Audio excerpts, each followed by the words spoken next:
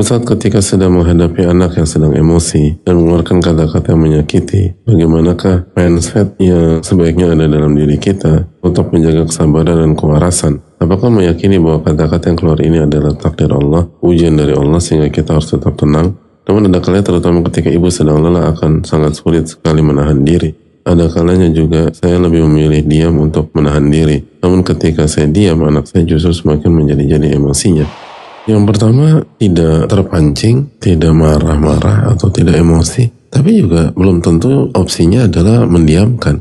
Kan bisa tetap merespon dengan tetap tenang, tetap sayang, tapi nggak meledak, dan tetap mengedukasi bahwa ini salah, kata-kata tadi tidak baik, tapi dengan cara yang hikmah dan cara yang bijak. Karena kita tahu bersama, anak-anak seperti ini kan cari perhatian atau ingin memberikan pesan kepada orang tua. Padahal mungkin pesannya penting, cuman caranya salah. Kan kita harus dudukkan masalah, apakah ini pesannya salah dan caranya salah, atau pesannya benar tapi caranya salah. Dua hal itu nggak bisa disikapi dengan cara yang sama. Tapi lagi-lagi kan bicara tuh mudah ya, ketika ngejalanin itu kadang susah. Apalagi lagi capek, atau lagi PMS, atau lagi haid, atau berbagai kondisi yang nggak kondusif. Tiba-tiba anak seperti itu.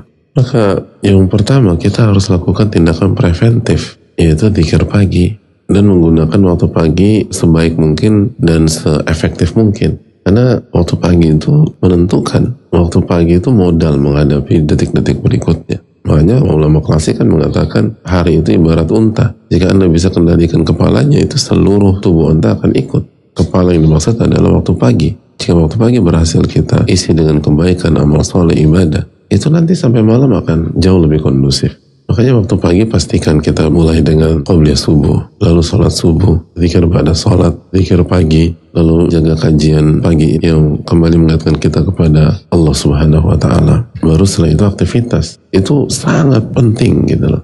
Lalu yang berikutnya, fokuslah ke pencipta kita dan anak kita, bukan fokus pada kata-kata yang dikeluarkan oleh lisan anak.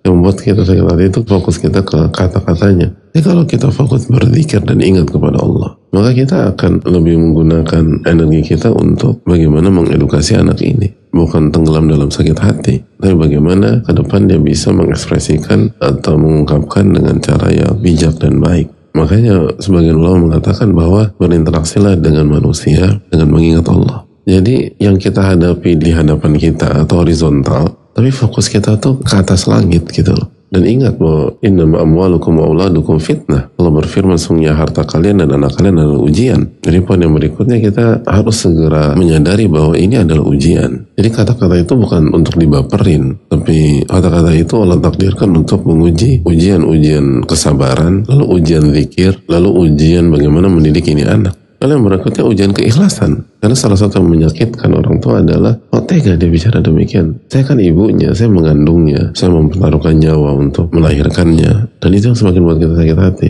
Karena kita suka dengan saya, dan saya.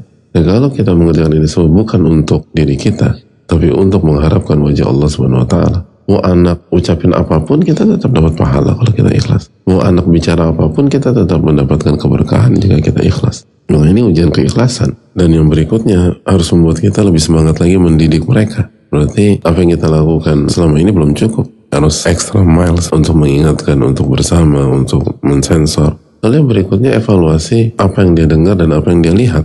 Karena kalau ini bukan berasal dari orang tua, maka orang tua berarti kecolongan. Dia bisa lihat dari social media atau dia temennya, atau bisa jadi kita. Jika dia lihat orang tuanya ribut, lalu kata-kata itu keluar.